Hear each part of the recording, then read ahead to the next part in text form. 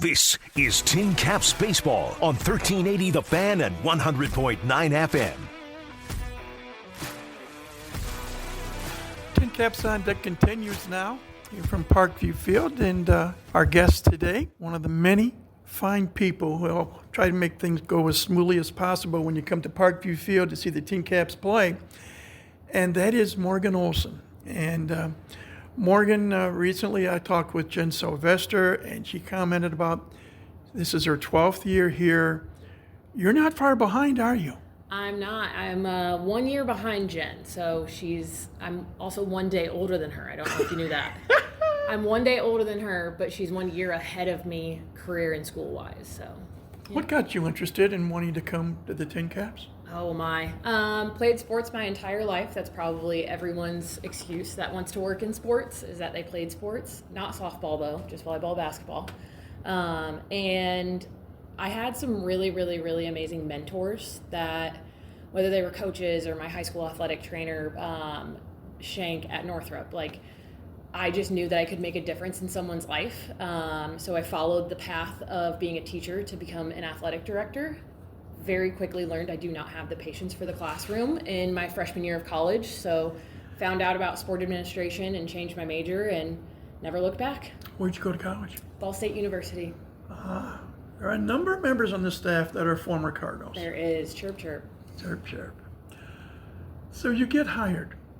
As you were getting hired, what was the interview process like? So for me, it was probably a little bit different, which is funny.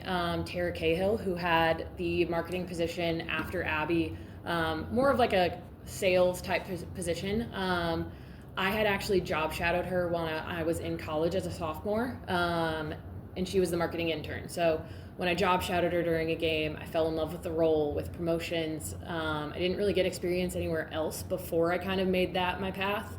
I asked Tara, still one of my best friends today, if she would be a mentor to me, and I could go to her with anything. And she thought it was funny because we were both at Ball State at the time, both in sororities, going through things, both worked a little bit at this university. And so then her getting asked that as a college student was funny, but we never lost contact. She got hired full-time after she graduated, and I would then apply to be her intern.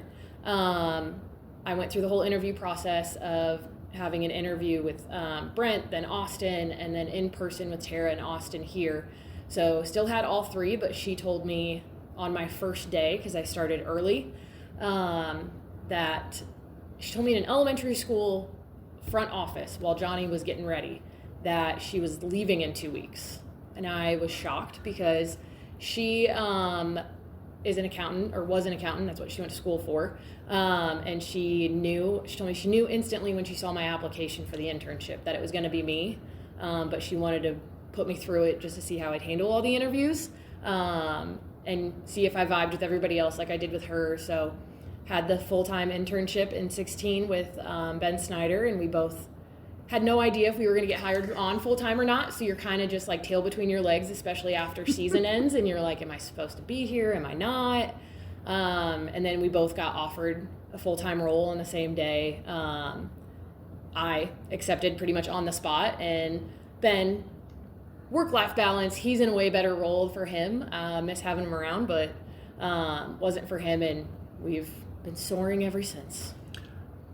As you proceeded here with the team, at one point you got to start working with Michael Lummer.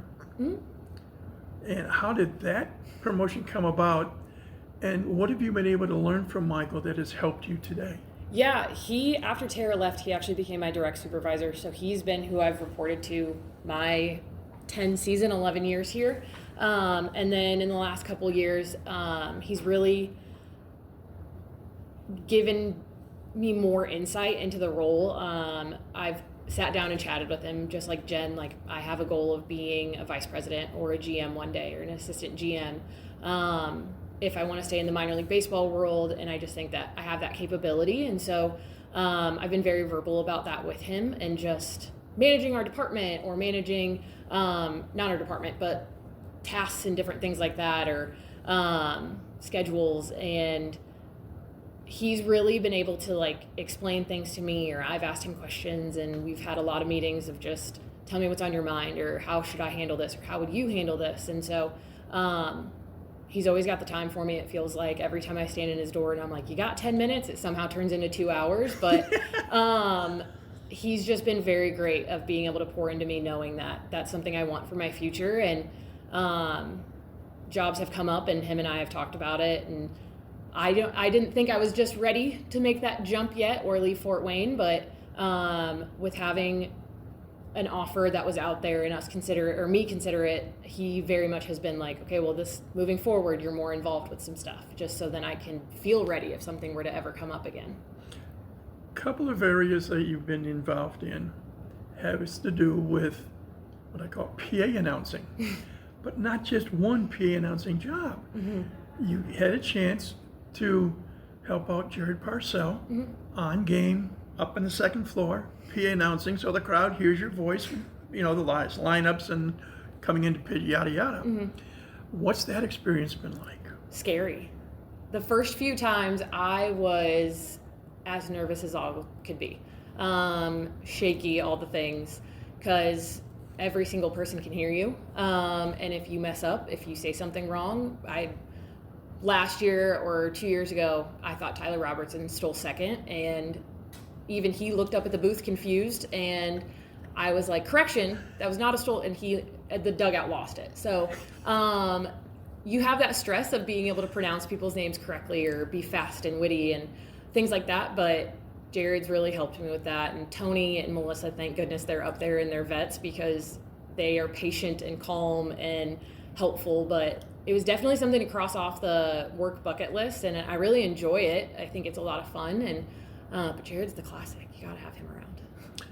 And I said 2 different PA jobs, because this year you're doing some of the things that Austin Allen did on field PA announcing. What's that like as opposed to being upstairs? Yeah, Austin, I miss him dearly. I will say transitioning to being the number one MC is a lot more, you get to see the game in a totally different way, and your impact's a little bit different, and just how, since I am in charge of the in-game promotions and writing the game script and everything like that and staffing, it's been interesting of being on the go, have to get one place to another and not really be able to talk to contestants before we get out onto the field, getting names and different things, and you don't have that chance to kind of tell the core crew, our promo team, or the marketing interns, hey, we need to move, or hey, we need this, or whatever, because you're live on a microphone.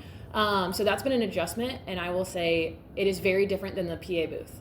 The PA booth is very structured. You're reading off of a list. You can do your wittiness from time to time, but on the mic, on the field, you got to come up with some of the funny, fast, quick things, and sometimes my brain just stops, and I think I forgot why I was even standing on the field one day, and I was very confused. And then there's days where you might have a line that is the funniest thing that you'll remember forever. So it's been an adjustment, but it's been a lot of fun, and it's crazy to hear the people that recognize you, or the Candace Park, or why am I blanking on her last name? Candace. She works with Parkview Sports Medicine, and she even told me a couple weeks ago we were at something, and she's like, my daughter was mad you took the weekend off. She's like, the MC walked out, and she goes, that's not Morgan, and she got upset about it. And I'm like, were you guys at all 3 games? And she goes, yes. And I'm like, all right, well, I'll be there on Tuesday. She goes, we'll be there too. I said, good. Oh, I'd love to talk some more, but we're running out of time.